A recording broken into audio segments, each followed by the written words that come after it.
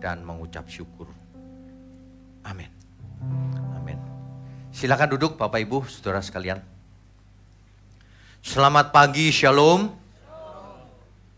Senang sekali hampir setiap hari kita berjumpa, meskipun tidak bertatap muka. Bisa lewat YouTube, bisa lewat macam-macam ya. Pagi ini tema besar kita adalah roti yang terpecah, anggur yang tercurah. Sesi pertama ini adalah belas kasihan, nanti sesi kedua kodrat ilahi. Seperti biasa Bapak Ibu sebaiknya mendengarkan kedua-duanya, supaya lengkap ya. Sebagai orang percaya, kita sudah sering melakukan perjamuan kudus. Kalau kita bicara soal roti yang terpecah, anggur yang tercurah, biasanya orang langsung menghubungkannya dengan perjamuan kudus. Perjamuan kudus yang kita lakukan zaman sekarang ini adalah untuk mengingat atau menjadi peringatan akan apa yang telah Tuhan Yesus lakukan bagi kita semua. Dan memberitakan kematian Tuhan sampai Ia datang lagi. Itu yang utama. Jangan dirubah-rubah. Perjamuan kudus untuk menyembuhkan penyakit, yang enggak-enggak aja. Tidak hormat sama firman Tuhan. Tidak hormat sama Tuhan Yesus 2000 tahun yang lalu. Jangan dirubah tujuan perjamuan kudus itu. Manusia suka menciptakan hal-hal yang agamawi. Sehingga jemaat jadi bodoh. Nggak mengerti kebenaran. Hal yang penting menjadi meleset. Pagi ini saya mau jelaskan maksud Tuhan apa sebenarnya. Perjamuan kudus ini dilakukan sampai Tuhan Yesus datang kembali. Jangan pernah berhenti. Karena itulah titah Tuhan Yesus 2000 tahun yang lalu. Perjamuan kudus ini disebut juga Ekaristi. Saudara kita ada yang menyebutnya Ekaristi. Dari kata Yunani Eucharistia. Yang artinya ucapan syukur. Thanksgiving. Ucapan syukur. Dan merupakan salah satu sakramen. Kalau Kristen itu sakramen ada dua. Yang pertama perjamuan kudus. Yang kedua baptisan kudus. Ya. Apa itu sakramen? Sakramen itu dalam bahasa Latin sacramentum. Arti harafiahnya adalah membuat suci. Atau penggunaan suci artinya. Kalau dalam bahasa saya sederhanakan saja. Sakramen itu adalah suatu kegiatan yang berhubungan dengan penyembahan kepada Tuhan. Itu sakramen. Misalnya masuk ke dalam perjanjian dengan Tuhan. Itu sakramen, saudara. Suatu kegiatan ritual atau liturgi yang menggambarkan maksud ilahi. Maksudnya apa? Itu sakramen. Ya. Yang pertama baptisan kudus di Matius 28. Coba kita baca ya. Matius pasal 28. Ayat 18 sampai 20. Yesus mendekati mereka dan berkata, "Kepadaku telah diberikan segala kuasa di surga dan di bumi." Segala kuasa loh, Bapak Ibu. Tidak ada satu orang pun manusia di bumi yang memiliki segala kuasa di langit dan di bumi. Selain Tuhan Yesus. Karena itu pergilah, jadikanlah semua bangsa muridku. Dan baptislah mereka dalam nama Bapa dan Anak dan Roh Kudus. Tapi tidak berhenti cuma dibaptis. Ayat 20-nya. Dan ajarlah mereka melakukan segala sesuatu yang telah kuperintahkan kepadamu. Ajari mereka. Dan ketahuilah aku menyertai kamu senantiasa sampai kepada akhir zaman. Tuhan menyertai kita sampai akhir zaman. Banyak orang tidak mengerti hal ini. Karena dibelok-belokkan. Jadi orang gak mengerti jemaat. Baru-baru ini ada yang cerita sama saya. Enggak kapok-kapoknya manusia itu. Bernubuat dia. Tuhan Yesus datang lagi. 15 tahun lagi. Tepatnya. Pembohong seperti itu banyak di luaran sana. Pembohong itu. Kalau jemaat percaya salahmu sendiri, kenapa kau gampang dibohongin? Alkitab sudah jelas mengatakan tidak seorang pun tahu kedatangannya yang kedua kali. Manusia berani. Hari ini loh saya ngomong, menubuatkan sekian tahun lagi Tuhan Yesus datang. Pembohong besar itu. Perhatikan ajarannya. Pasti dia tidak mengajarkan kebenaran. Pasti urusannya cuma duit, ritual. Pasti itu. Bisa dipastikan. Dan sering bohong, pasti. Karena kalau soal Tuhan Yesus saja dia berani bohong, apalagi yang lain. Ya. Waduh, saya itu kadang-kadang ngeri lihat dunia ini. Pembohong banyak, tapi yang dibohongin senang juga. Aneh ya. Aneh loh. Dibohongin kok senang. Diajar yang benar malah, ini keras ini, gak suka aku. Loh, ini dunia kebalik-balik memang, saudara. Ya, satu lagi, tadi itu baptisan kudus, satu lagi perjamuan kudus. Nah ini yang penting. Matius 26, ayat 26 sampai 29. Saya bacakan ya. Dan ketika mereka sedang makan,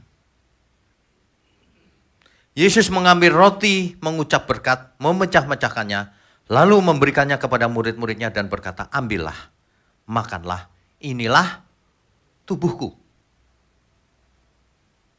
Saudara ya, Bapak Ibu ya, kalau baca Alkitab itu jangan terlalu naif. Baca Alkitab secara harafiah. Apa saja dibaca secara harafiah. Makanya tidak mengerti kebenaran. Ini benar-benar tubuhku. Inilah tubuhku. Masa roti tubuhnya Tuhan Yesus? Pasti maksudnya lambang. Sesederhana itu saja. Tapi banyak orang tidak mengerti loh. Hal sederhana aja nggak ngerti. Ya, ini Tuhan bicara soal lambang pasti. Inilah tubuhku. Sesudah itu yang mengambil cawan mengucap syukur lalu memberikannya kepada mereka dan berkata,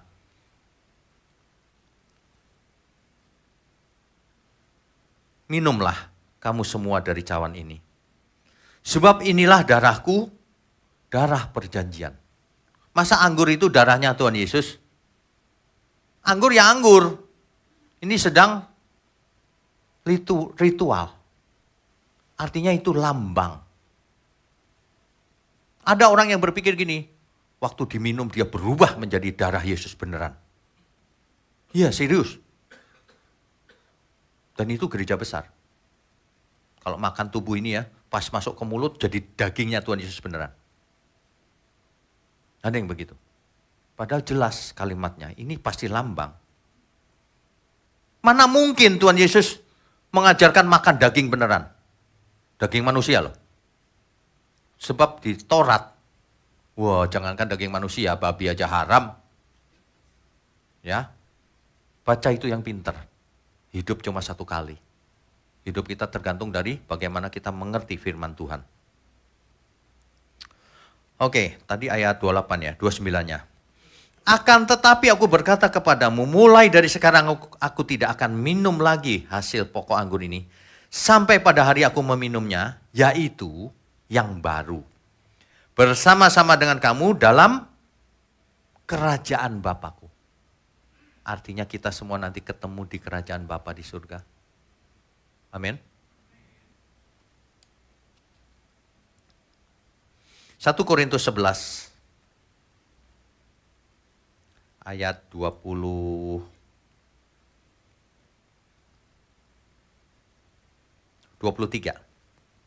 sampai 27. Sebab apa yang telah kuteruskan kepadamu telah aku terima dari Tuhan. Ini Rasul Paulus nih. Yaitu bahwa Tuhan Yesus pada malam waktu ia diserahkan mengambil roti. Dan sesudah itu ia mengucap syukur atasnya. Ia memecah-mecahkannya. Itu lambang loh. Dan berkata, inilah tubuhku yang diserahkan bagi kamu. Perbuatlah ini menjadi peringatan akan aku. Tuhan sedang, ini luar biasa ini. Biasanya nubuatan itu disampaikan dalam bentuk kalimat.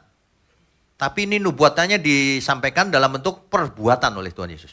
Memecah roti yang adalah tubuhnya sendiri. Menghancurkan tubuhnya. Dan dibagikan ke kita. Perhatikan baik-baik. Inilah tubuhku yang diserahkan bagi kamu. Perbuatlah ini menjadi peringatan akan aku. Kita pun harus begitu. Memecah tubuh kita. Serahkan bagi banyak orang. Artinya begitu sebenarnya. Menjadi Kristen itu artinya apa? To be like Christ. Seperti Kristus. Kalau tidak, percuma KTP-mu Kristen itu. Buat apa? Gak ada gunanya sama sekali. Percuma kau nangis-nangis doa dan sebagainya itu. Kalau tidak mengerti hal ini. Serius ya? Orang doa pagi, puasa, menyembah Tuhan tiap hari doa 10 jam. Percuma. Kalau tidak mengerti ini. Nanti kita lihat ya. Demikian juga ia mengambil cawan sesudah makan. Lalu berkata, cawan ini adalah perjanjian baru yang dimateraikan oleh darahku. Perjanjian baru loh. Banyak orang itu tidak ngeh bahwa itu adalah perjanjian yang baru antara Allah dan manusia. Dulu Taurat. Sekarang inilah perjanjian yang baru yang dimeteraikan oleh darah Yesus. Bukan darah domba setiap tahun. Bukan darah Yesus. Sekali untuk selamanya. Perbuatlah ini setiap kali kamu meminumnya menjadi peringatan akan aku. Ini luar biasa loh. Perbuatan itu memecah roti, membagikan, dan minum, mencurahkan anggur dan minum semua. Itu perbuatan profetik namanya. Profetik itu nubuatan bahwa nanti aku akan dipecahkan tubuhku untuk kamu semua. Mati di kayu salib. Darahku akan tercurah. Seperti anggur yang dibagikan itu. Itu maksudnya. Jangan dirubah-rubah.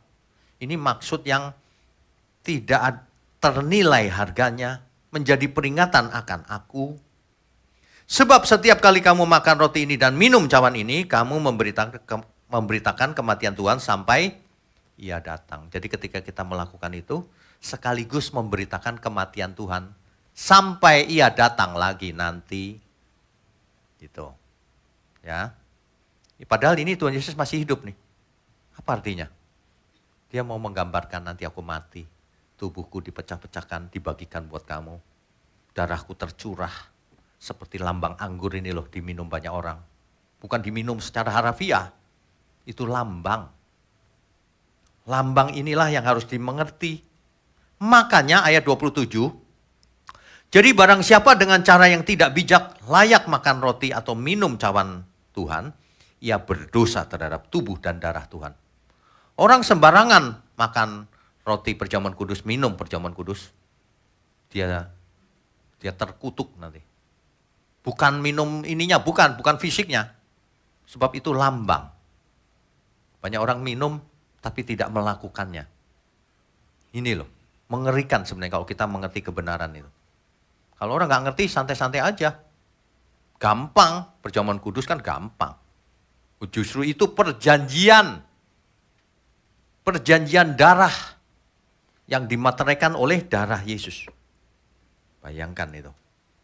Ya, sekaligus kita bersyukur kalau kita masuk ke dalam perjanjiannya Tuhan loh. Nama kita tertulis di situ. Kita jadi bagian dari perjanjian ini. Cuma banyak orang tidak mengerti. Khususnya orang Yahudi hari itu. Kenapa? Karena mereka kalau baca Alkitab itu kebanyakan harafiah. Harafiah. Kebanyakan. Makanya coba kita baca Yohanes pasal 6. Ayat 54 dan 55.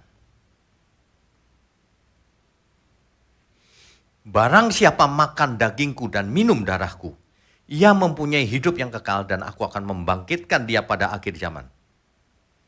Sebab dagingku adalah benar-benar makanan dan darahku adalah benar-benar minuman. Ini didengar oleh orang Yahudi ngeri.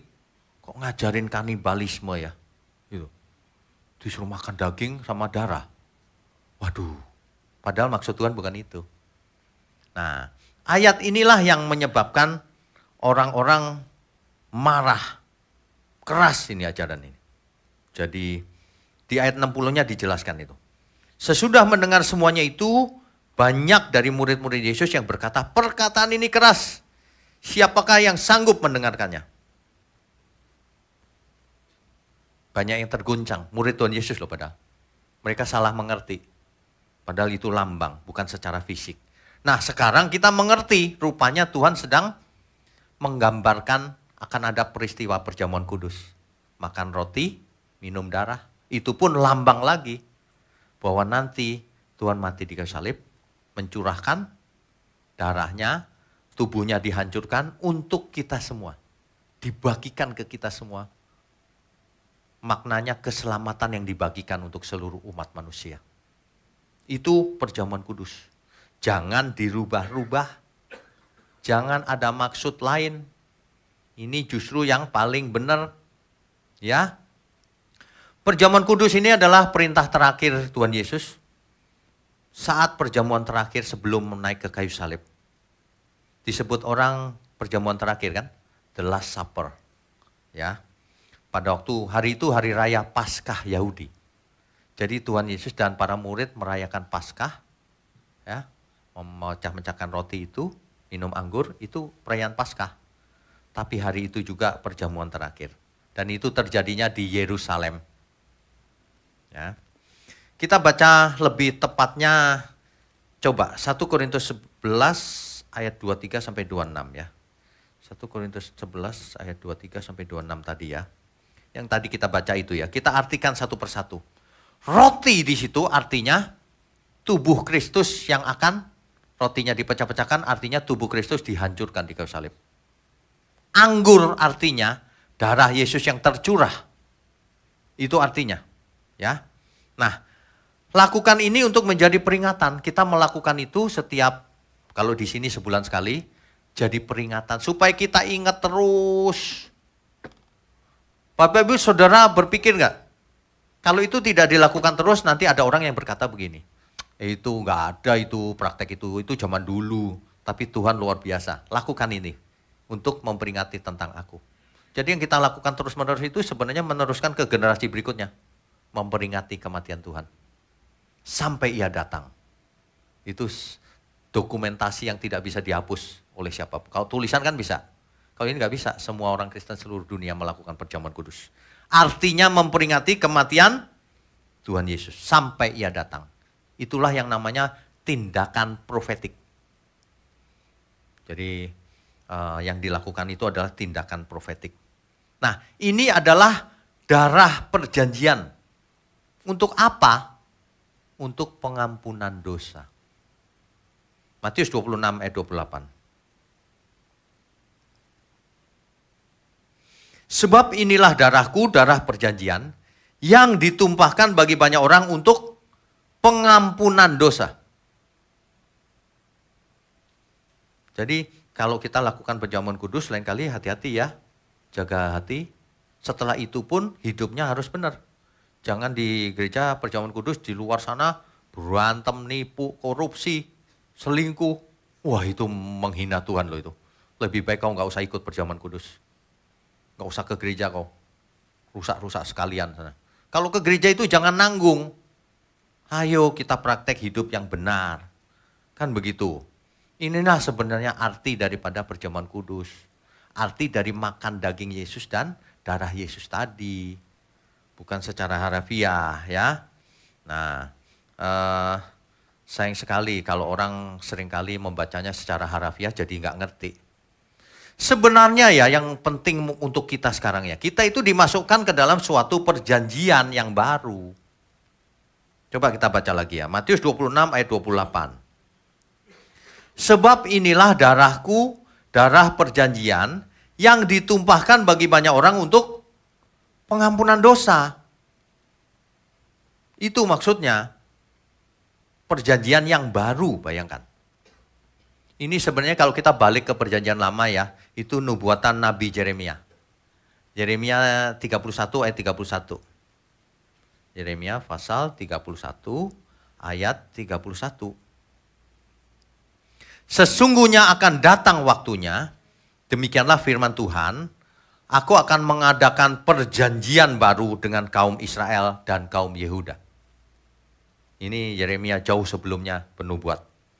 Bukan seperti perjanjian yang telah kuadakan dengan nenek moyang mereka pada waktu aku memegang tangan mereka untuk membawa mereka keluar dari tanah Mesir. Perjanjianku itu telah mereka ingkari, meskipun aku menjadi Tuhan yang berkuasa atas mereka. Demikianlah firman Tuhan. Perjanjian apa itu? Taurat. Nah, sekarang ada perjanjian yang baru. Ayat 33. Tetapi beginilah perjanjian yang kuadakan dengan kaum Israel sesudah waktu itu. Demikianlah firman Tuhan, aku akan menaruh Tauratku dalam batin mereka dan menuliskannya dalam hati mereka. Maka aku akan menjadi Allah mereka dan mereka akan menjadi umatku. Tauratnya dulu ada di 2 loh batu. Sekarang ditulis di 2 loh hati kita. Di pikiran kita, di batin kita. Itulah perjanjian yang baru. Bukan orang yang beragama. Man of God. Manusia-manusia Allah. Yang kalau kita hidup, kita mengerti harus bagaimana hidup. Gak usah lihat-lihat dulu, nyontek dulu, gak usah. Udah mengerti. Pakai perasaan aja kita sudah mengerti. Ini pasti menyenangkan Tuhan. Yang ini enggak nih. Udah mengerti, sudah cerdas. Rohnya sudah cerdas, sudah peka membedakan. Makanya banyak orang begini cerita sama saya kalau dengar ya Pak, seseorang ngomong saya udah tahu. Loh, kok enggak cocok ya frekuensinya. Nah itu ciri-cirinya tuh. Belum lengkap, dengarnya sebentar aja frekuensinya nggak cocok. Error komunikasinya. Nah itu mulai mengerti itu. Perjanjian baru yang dimaksud ini Taurat yang ditaruh di akal budi manusia dan di batin manusia. Kita semua, umat perjanjian baru. Itu disebut lagi di Ibrani 8 ayat 8. Sama persis. Ya. Kita baca lagi Lukas 22 ayat 20. Lukas 22 ayat 20. Demikian juga dibuatnya dengan cawan sesudah makan. Ia berkata, cawan ini adalah perjanjian baru oleh darahku. Ingat ya saudara, kita semua ada di dalam perjanjian bersama Tuhan. Perjanjian baru, dimasukkan nama kita di situ. Yang ditumpahkan bagi kamu.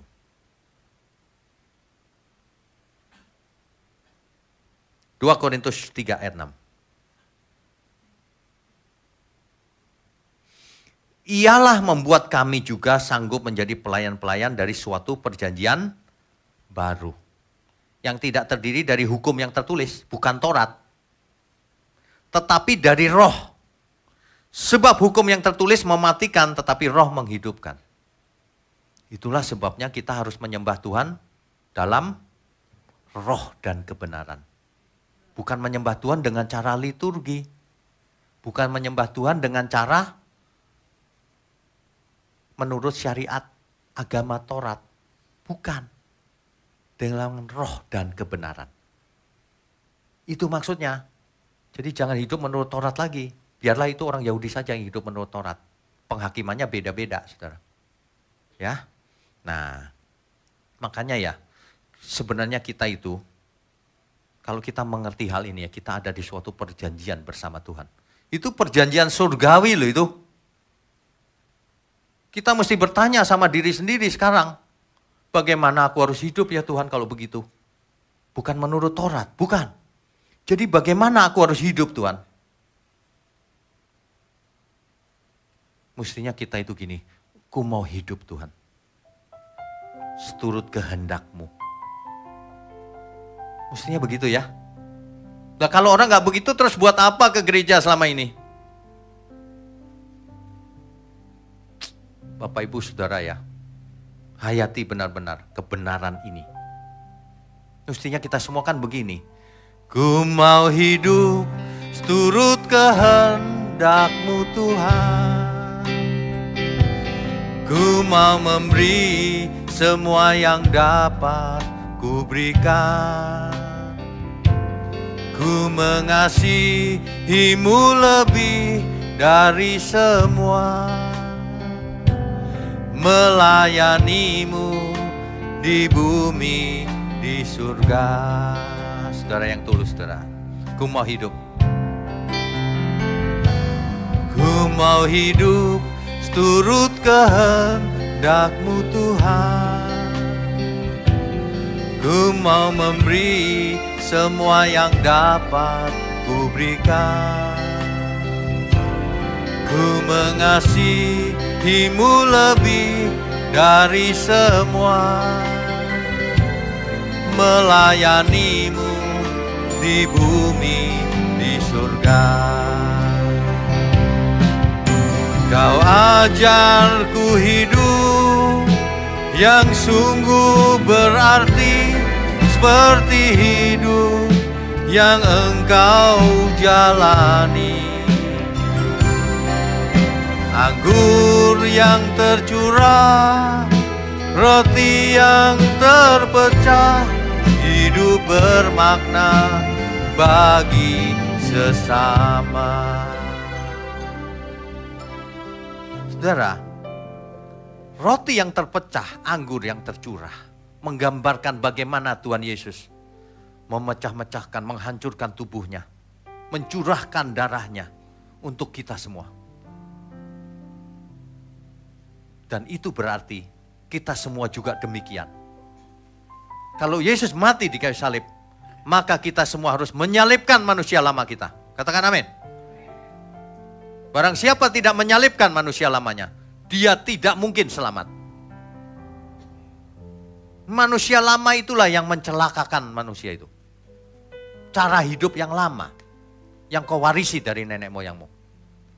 Dengan sia-sia. Itulah yang ditebus Tuhan Yesus. Jangan lagi begitu. Jangan kau menjadi serupa dengan dunia ini. Kalau ikut Tuhan harus beda. Cara bicaranya, cara makan minumnya, cara bergaulnya, cara memandang lawan jenis harus berbeda. Lah kalau sama aja terus buat apa? Itu loh maksudnya. Sebab kalau kau tidak masih serupa dengan dunia ini, percuma kau ke gereja. Kita ke gereja ketemu Tuhan, tiap hari cari Tuhan itu belajar supaya kita mematikan manusia lama kita. Tuhan itu tidak menginginkan kita menjadi orang seperti dunia ini. Sehingga ia rela memecah-mecahkan tubuhnya, menghancurkan, mati di kayu salib, mencurahkan darahnya. Kok masih tidak percaya ya? Saya bingung kalau ada orang yang tidak percaya sama Tuhan Yesus. Percayanya sama orang lain yang gak pernah mati buat dia. Bayangkan. Kok bisa orang percaya dengan orang lain yang tidak pernah mati buat dia? Yang tidak mencucurkan darah, yang tidak memecahkan tubuhnya. Sebenarnya dari situ kita sudah tahu kebenaran itu pasti di dalam Tuhan Yesus, gak ada yang lain. Sebab tidak ada seorang pun yang moralnya lebih suci dari Tuhan Yesus. Semua orang buat dosa, tapi Tuhan tidak pernah buat dosa. Amin ya. Saudara, kita harus niat banget, saudara. Ya, mulai sekarang. Jangan ditunda, apalagi yang sudah berumur. Jangan ditunda. Setiap saat saya bisa mati juga, saudara. Makanya gak berani aneh-aneh. Ya? Ya, serius. Ku mau hidup seturut kehendak-Mu Tuhan. Ku mau memberi semua yang dapat ku berikan. Ku mengasihi-Mu lebih dari semua, melayani-Mu di bumi, di surga.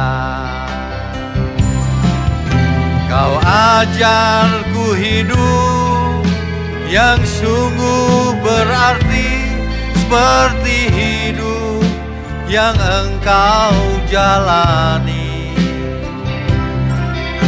Anggur yang tercurah, roti yang terpecah, hidup bermakna bagi sesama. Artinya kita harus hidup bermakna bagi sesama juga, saudara. Artinya kita pun harus melayani di bumi seperti di surga nanti. Barang siapa tidak melayani Tuhan di bumi, ia tidak bakalan melayani Tuhan di surga. Amin ya. Ingat ya, melayani itu bukan hanya di gereja. Di gerejanya sebentar. Melayani Tuhan itu seluruh hidup kita. Barang siapa tidak melayani Tuhan dalam seluruh hidupnya, bukan cuma di gereja, ia tidak layak masuk kerajaan surga. Ajaran seperti ini keras. Sebenarnya ya, siapa sih yang mau menyampaikan yang keras-keras gini? Banyak orang gak suka. Kalau saya mau populer ya gak usah ngomong begini. Ya gak? Supaya disukai banyak orang gampang, saudara. Saudara datang ya duduk di sini pasti diberkati Tuhan. Nanti pulang pasti tiba-tiba berkat mengalir. Seperti musim hujan yang datang sekarang. Enak kan ngomong gitu? Enak. Terus banyak orang seneng lagi. Tapi saya gak mau loh begitu. Buat apa? Karena sia-sia, saudara. Gak merubah karakter. Cuma menghibur sejenak. Sampai mau lupa lagi udah. Jangan. Sekali hidup ini berubah. Tidak seperti orang dunia.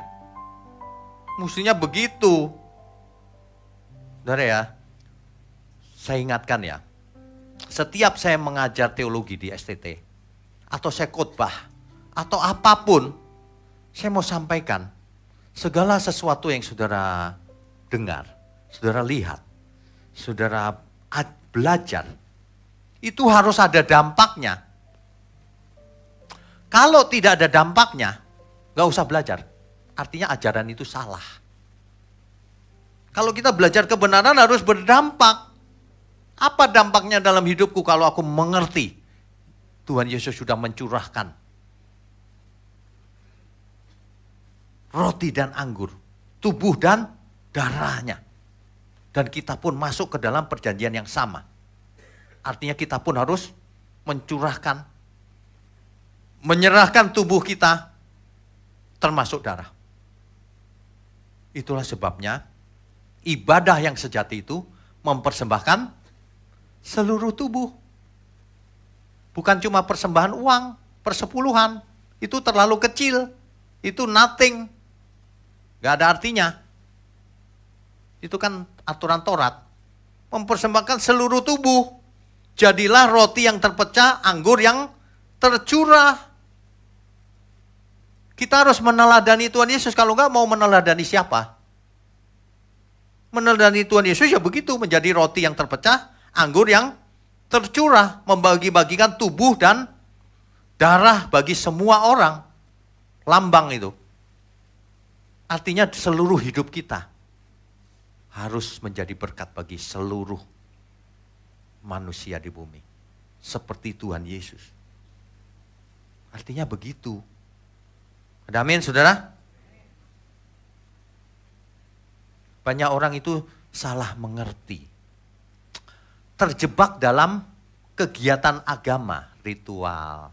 Senangnya ritual. Ya, persembahan. Gampang sekali. Persembahan nanti dibalas Tuhan. Kayak kalau ke dukun itu loh, kasih ayam hitam nanti dapat rezeki. Kayak itu, kayak dagang. Kalau aku bayar nanti dapat barang. Tuhan disamakan. Ini ajaran yang salah loh ini. Ajaran yang salah. Seluruh tubuh kita dibakar sekalipun gak ada artinya di hadapan Tuhan. Kalau Tuhan tidak berkenan. Ya, jangan hitung-hitungan. Ini beneran loh saya ngomong. Bukan mengarang atau lebay gitu. Bukan. Standar yang benar itu begitu. Kalau saudara kesini sampai setahun misalnya belum berubah ya. Ya udah gak usah kesini. Buang-buang waktu kan. Lo ngapain buang-buang waktu? Cari yang bisa mengubah saudara. Kan gitu kan? Iya kan? Jangan ada apa ya namanya ya. Pikiran curiga gitu mau ngumpulin jemaat. Jangan. Kalau saudara nggak diberkati ya pindah saja sana. Cari yang lebih bagus, lebih memberkati, mengubah hidup. Enak kan? Ya, nggak bakalan dikutuk juga, tenang aja. Orang jadi jemaatnya siapa gitu, silakan.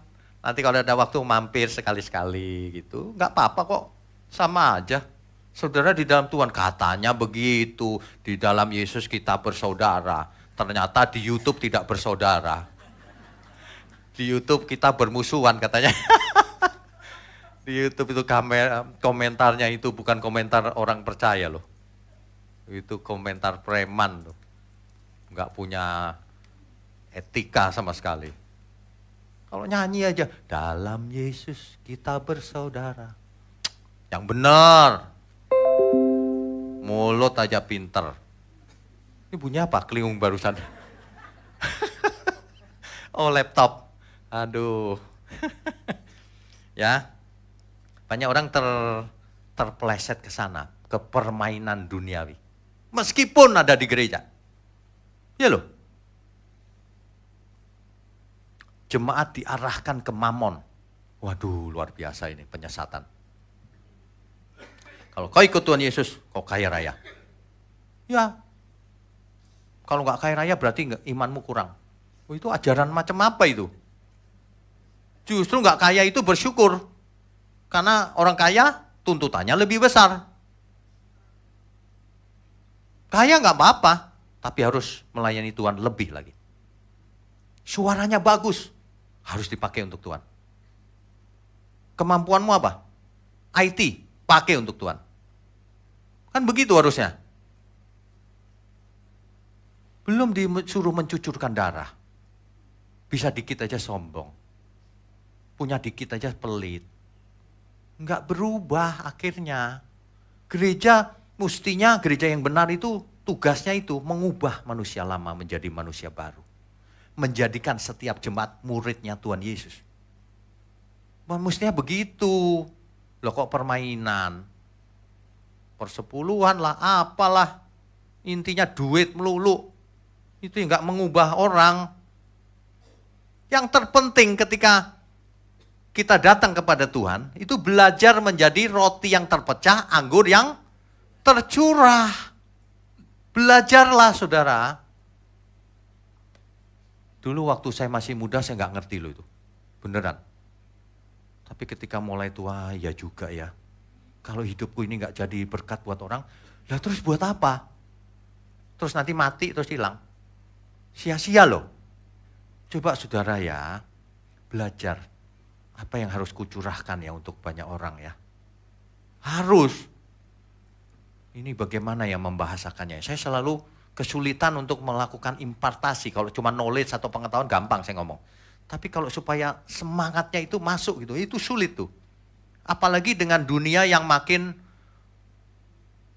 gak benar. Pengkhotbah aja gak benar, soal duit melulu. Kalau saya ngomong dikit soal duit nanti dipikir sama. Sulit. Tapi nggak apa-apa, sampaikan aja pokoknya. Makanya banyak ajaran yang meleset. Teologi kemakmuran, hyper grace, teologi yang mistik banget, kayak perdukunan. Apalagi? Itu. Iblis itu licik, saudara. Iblis itu mau membelokkan pengertian kita. Yang penting itu jadi roti yang terpecah, anggur yang tercurah. Dirubah sama dia. Yang terpenting itu rotimu besar, kaya raya. Anak Allah, anak raja. Dibalik kan? Kalau rotimu besar, pecah-pecahin, kasih ke orang lain. Banyak orang gak bisa makan di dunia ini. Banyak orang gak bisa sekolah loh, saya kasih tahu. Makanya gereja kita ini ya, meskipun kecil ya, tapi kita akan sekolahkan anak yang benar-benar niat sekolah. Beneran. Makanya saudara yang diberkati lebih, jadilah orang tua asuh. Ya, jangan pasif. Jadi orang tua asuh. Di kita itu banyak.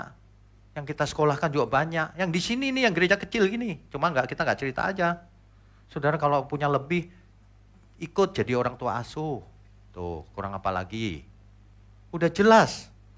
Saudara yang pas-pasan jadilah berkat. Bagikan link-link kebenaran seperti ini. Ke teman-teman, ke semua orang sebanyak mungkin. Supaya orang terbuka juga, ikut diberkati. Jangan kita sendiri yang diberkati. Ya. Coba ya, begini deh. Saudara pikir sendiri deh, mengapa orang kaya dan Lazarus itu orang kaya masuk ke alam maut, Lazarus ke pangkuan Abraham? Kenapa? Ada yang mempersoalkan nggak kira-kira kenapa? Loh, kalau saudara mau ke surga gak sih? Mau ke surga, amin? Kalau mau ke surga mesti mempersoalkan apa yang membuat kita ke surga yang tidak apa, kan gitu. Nah, coba contohnya orang kaya dan Lazarus saja deh. Lukas pasal 16 ayat 19 sampai 31 nanti dibaca sendiri. Tetapi intinya, di ayat 20-nya itu begini. Di ayat 19 dan 20 aja deh. Ada seorang kaya yang selalu berpakaian jubah ungu dan kain halus. Dan setiap hari ia bersuka cita dalam kemewahan. Dan ada seorang pengemis namanya Lazarus. Badannya penuh dengan borok berbaring dekat pintu rumah orang kaya itu. Perhatikan. Lazarus itu bukan jauh, orang kaya itu gak tahu gitu, bukan. Di pintunya. Kenapa orang kaya itu masuk ke alam maut? Pasti dia lihat Lazarus. Dia lihat Lazarus, tapi dia cuek aja. Nah, pantas dia ke alam maut. Ya. Padahal dia bisa tolong loh sebenarnya. Sebenarnya kalau dia nolong Lazarus, emang dia jadi miskin? Kan enggak. Memang dia egonya itu diri sendiri. Menikmati diri sendiri pakai pakaian ungu, jubah mahal maksudnya. Ya. Untuk diri sendiri. Itu sebabnya ia celaka, binasa. Ingat ya, binasa nanti nggak berasa ini Pak. Siapa bilang? Baca itu orang kaya itu, kesakitan menderita di alam maut. Biarpun bentuknya roh, tapi dia kesakitan. Dan dia masih ingat. Buktinya dia ingat saudaranya. Kasih tahu dong saudaraku itu, supaya dia tidak seperti aku. Sehingga kalau dia mati, dia nggak perlu ke sini. Ada baiknya juga masih dia ya. Tapi sudah terlambat. Jadi jangan sampai ngerti firman setelah mati. Ternyata bener loh itu. Ya udah percuma.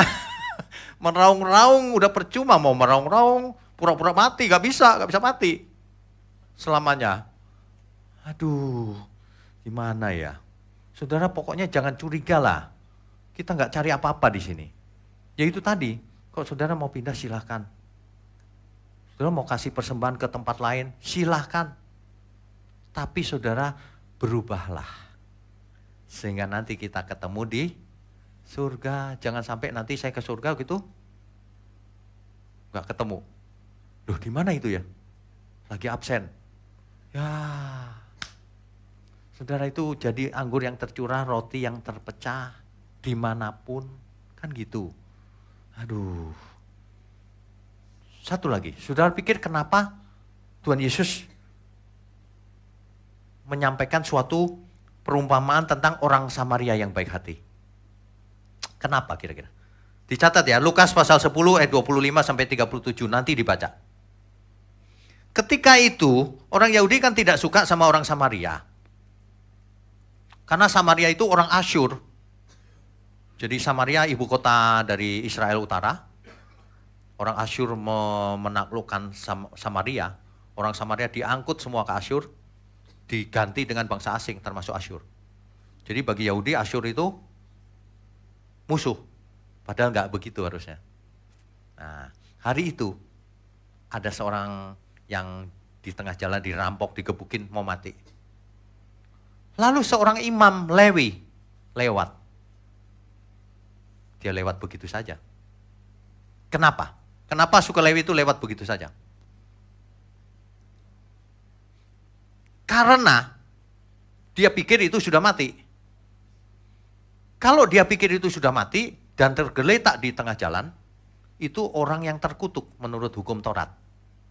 Orang yang mati yang nggak dikubur itu terkutuk menurut hukum Taurat. Makanya orang Lewi itu nggak nolong, udah mati. Kalau ku pegang najis, dia lewat. Lalu lewatlah orang Samaria yang dimusuhi orang Yahudi.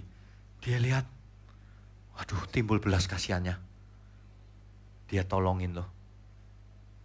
Lalu Tuhan berkata begini sama orang-orang Yahudi. Menurutmu siapa yang dimaksud sesamamu itu? Sesamanya bagi orang yang itu. Apakah orang Lewi atau orang Samaria? Oh itu nusuk banget loh. Karena orang Yahudi kan gak suka sama orang Samaria kan. Menurutmu siapa sesamamu? Dijawab orang Samaria. Yang diingini Tuhan itu bukan hukum agama. Kalau hukum agama benar tuh gak nolong. Kenapa? Karena mati, najis. Orang terkutuk, penjahat pasti gitu loh. Yang diingini Tuhan bukan itu. Bukan orang yang taat syariat agama. Taurat lagi. Tapi yang memiliki belas kasihan. Orang yang tidak memiliki belas kasihan, jangan berharap surga. Sebab Tuhan tidak ingin persembahan apa-apa kok. Kita semua harus punya belas kasihan sama seseorang. Kalau seseorang berdosa, kita kasihan sama dia. Supaya apa? Udah jangan buat dosa lagi ya, kita ampuni. Kita jangan ikut menghakimi. Orang yang ikut menghakimi tidak bakalan selamat. Barang siapa tidak mengampuni, Bapakku yang di surga tidak akan mengampuni kamu. Tuhan Yesus yang berkata begitu. Makanya kita harus berubah. Mindsetnya dirubah. Jangan dikit-dikit kalau orang lihat orang lagi bikin salah atau apa. Itu ikut menghakimi. Itu roh Farisi itu. Orang Farisi itu maunya menggunakan agama untuk menghukum orang lain. Itu roh Farisi itu. Gak boleh seperti itu. Kita harus menjadi roti yang terpecah. Anggur yang tercurah, saudara. Amin ya. Satu lagi terakhir. Kenapa Alkitab mengkontraskan antara engkau tidak bisa punya dua Tuhan? Cuma bisa punya satu, Allah atau Mamon. Nah, kenapa begitu? Karena manusia pada umumnya cinta Mamon. Bukan Mamonnya loh yang jahat. Yang jahat itu adalah manusia yang cinta Mamon. Tapi itu bukan berarti gini loh. Kalau gitu aku miskin aja. Salah. Saya bahkan sering kalau khotbah miliki harta yang banyak. Tapi jangan untuk diri sendiri. Jadilah berkat. Jadilah roti yang terpecah. Anggur yang tercurah. Itu baru mantap. Biar miskin kalau tidak takut Tuhan. Neraka juga sama aja. Sama saja saudara. Ya. Pagi ini kita mengerti bahwa kita masuk ke dalam suatu perjanjian.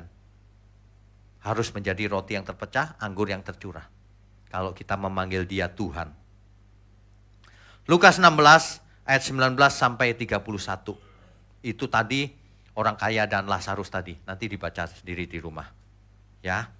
Jadi saudara, hidup ini cuma ada pilihan. Gak ada pilihan banyak. Cuma dua pilihannya. Cinta Tuhan atau cinta Mamon, saudara. Ya, cinta Tuhan atau cinta Mamon. Tidak ada yang lain. Tidak bisa di tengah-tengah. Cinta dua-duanya Pak, gak bisa. Saudara, yang jadilah orang sukses. Yang masih muda, jadilah bisnismen yang hebat. Yang uangnya banyak. Tapi jadilah uang yang tercurah. Roti yang tercurah. Bukan yang disimpan sendiri.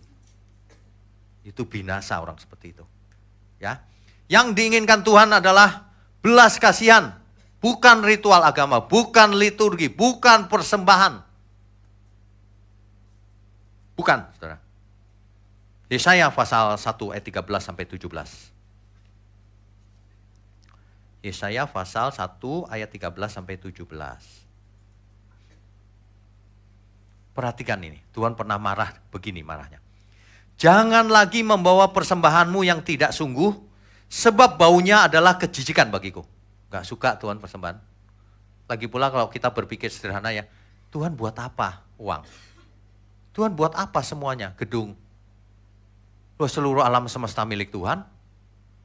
Bukan itu yang diinginkan Tuhan. Ya, kalau kamu merayakan bulan baru dan sabat atau mengadakan pertemuan-pertemuan, aku tidak tahan melihatnya. Karena perayaanmu itu penuh kejahatan. Kamu beragama tapi kamu gak punya belas kasihan sama sesama. Aduh. Perayaan-perayaan bulan barumu dan pertemuan-pertemuanmu yang tetap aku benci melihatnya. Tuhan loh yang bicara ini. Semuanya itu menjadi beban bagiku. Aku telah payah menanggungnya. Apabila kamu menadahkan tanganmu untuk berdoa, aku akan memalingkan mukaku. Bahkan sekalipun kamu berkali-kali berdoa, aku tidak akan mendengarkannya. Sebab tanganmu penuh dengan darah. Ini orang yang kejam ini, saudara. Percuma. Kegiatan agama itu percuma. Yang kayak begini ini percuma. Jika tidak memiliki belas kasihan. Sebab Tuhan menginginkan belas kasihan, bukan yang lain, saudara. Ya. Satu lagi yang terakhir, 2 Korintus 5 ayat 15. 2 Korintus pasal 5 ayat 15. Banyak orang tidak membaca ayat ini. Dan Kristus telah mati untuk semua orang, supaya mereka yang hidup, tidak lagi hidup untuk dirinya sendiri. Tetapi untuk Dia yang telah mati dan telah dibangkitkan untuk mereka. Kalau kita hidup untuk Tuhan, artinya kita pun jadi roti yang terpecah, anggur yang tercurah. Itu maksudnya, saudara. Ya, sekarang sebenarnya kita hidup ini dalam ujian terakhir kita. Kita mau cinta mamon atau cinta Tuhan. Kalau kita cinta Tuhan, kita pasti mendukung, mengasihi sesama, mendukung pekerjaan Tuhan. Semuanya untuk Tuhan. Mendukung pekerjaan Tuhan bukan cuma kasih uang ke gereja, bukan. Bagikan link kebenaran, itu termasuk. Cuma forward aja nggak mau kadang-kadang orang. Waduh, ini benar-benar loh. Kita itu coba deh kita bertanya ya, sebenarnya kita ingin apa sih hidup ini? Coba kita bertanya deh, sebenarnya apa sih yang kita rindukan dalam hidup kita ini? Coba apa? Coba tanya diri sendiri, selama ini kita merindukan apa? Coba. Banyak orang merindukan nggak jelas yang dirindukan. Kita mesti bertanya, di manakah kerindu aku Tuhan? Kan gitu ya.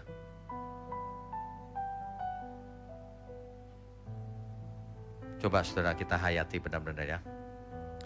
Wahai di mana kerinduanku, ku kan dapat memandang wajahmu. Karena salahku, ku lukai hatimu, tak lagi ku rasakan hadirmu. Telah ku buka jendela jiwaku untuk banyak kekasih yang lain. Tidak setia, ku hianati cintamu, betapa kejam perasaanku. Kini ku sadari kesalahanku, ku mau pulang kembali. Lama ku tak setia, Engkau tetap setia. Bapa, terimalah diriku, bukan akhiri sisa hidupku, hanya untuk mengabdi padamu. Segenap hidupku, segenap jiwaku, ku persembahkan hanya bagimu.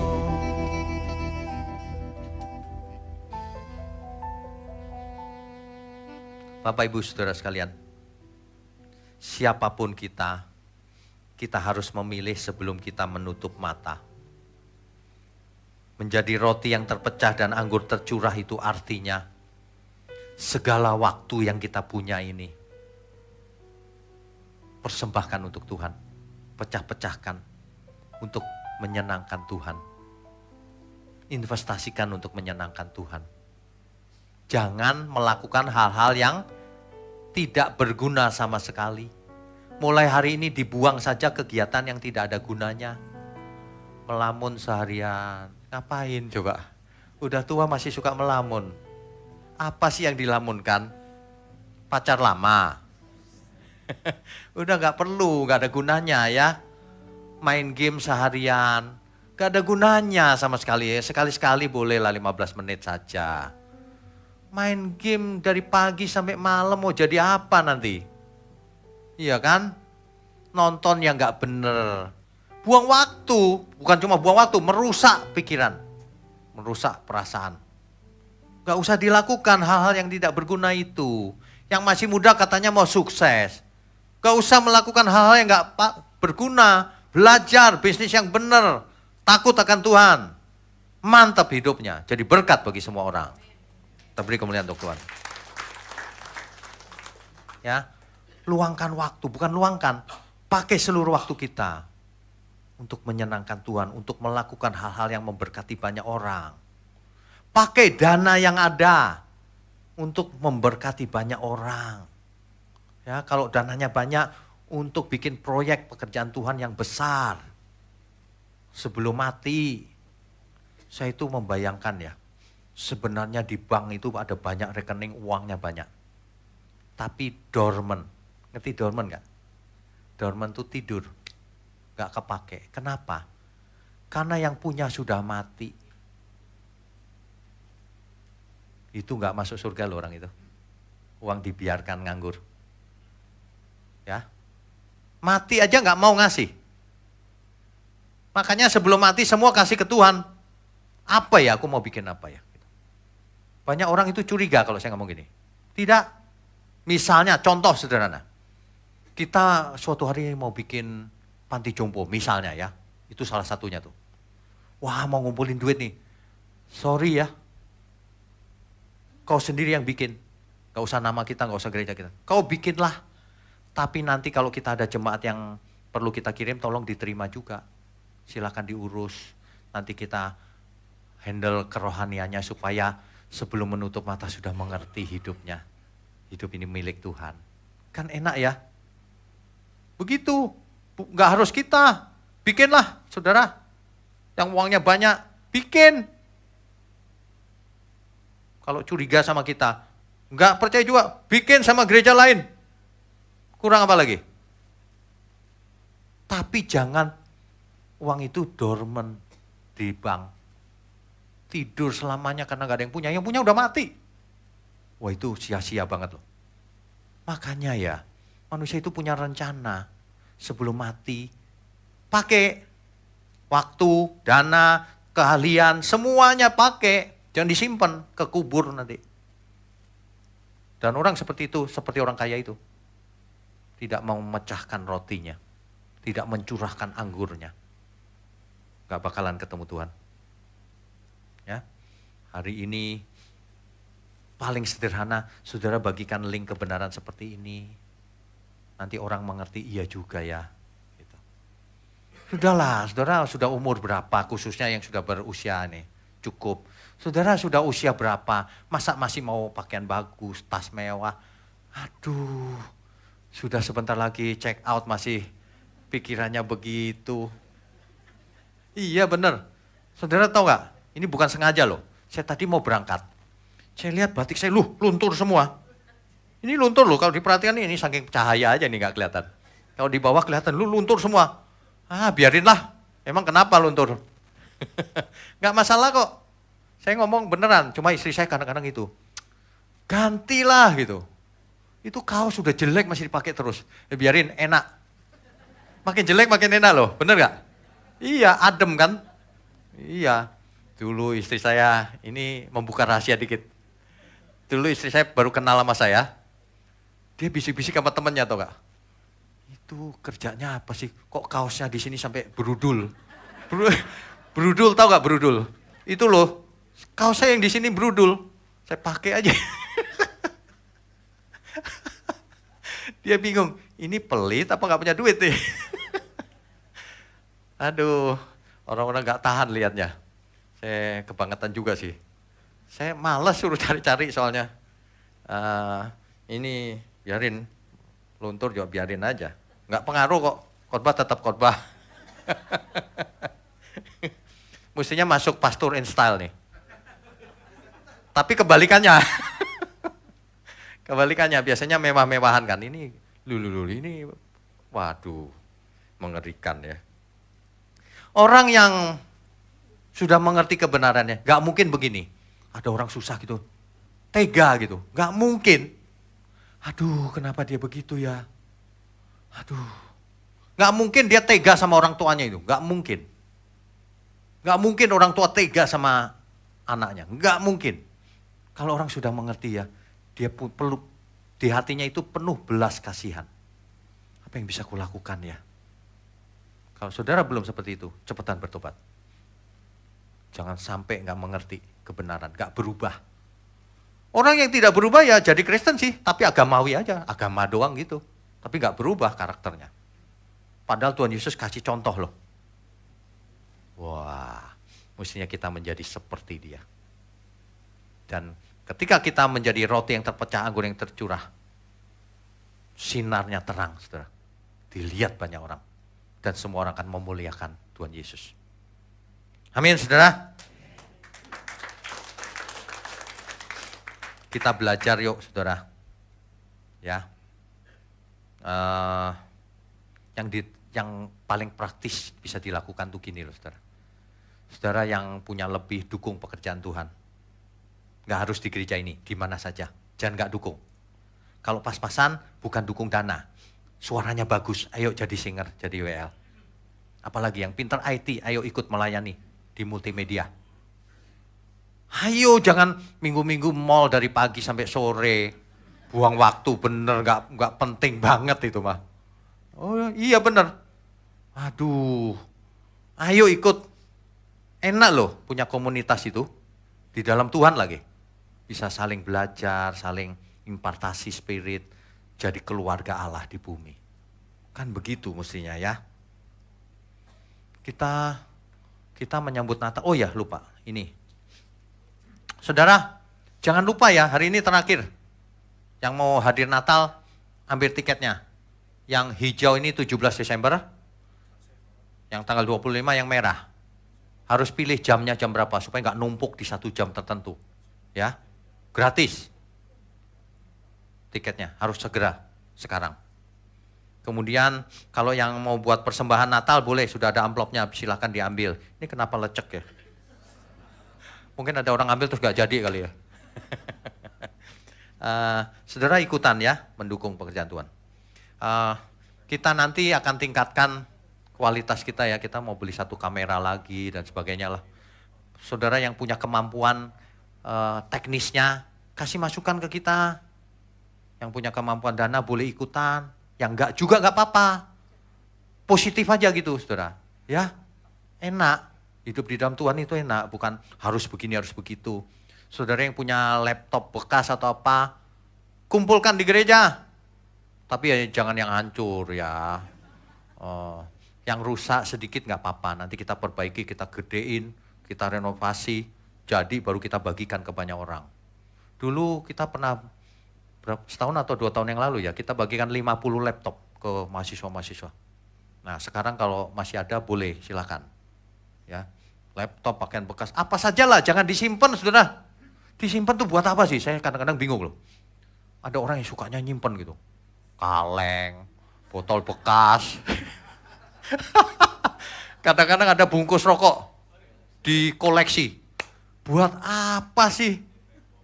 Heran. Jangan nyimpen-nyimpen sesuatu, bersihkan semuanya. Bahkan kalau berkatnya banyak, jangan kasih yang bekas.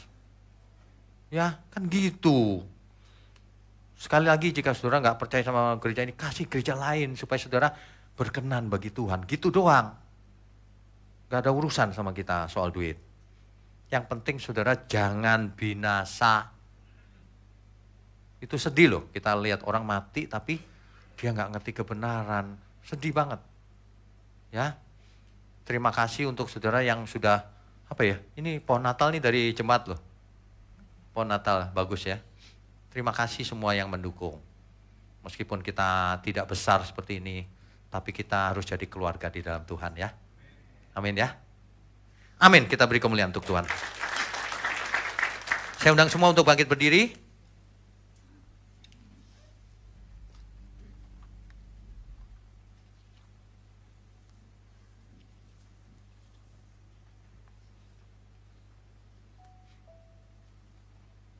Ya, kini kusadari kesalahanku.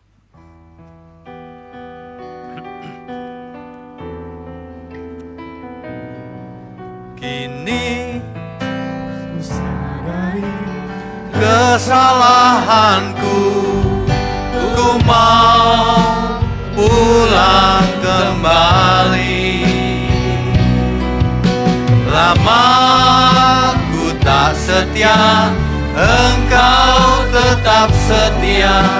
Bapa, terimalah diriku. Bukan akhiri sisa hidupku hanya untuk mengabdi padamu. Segenap hidupku, segenap jiwaku, ku persembahkan hanya bagimu. Sekali lagi saudara.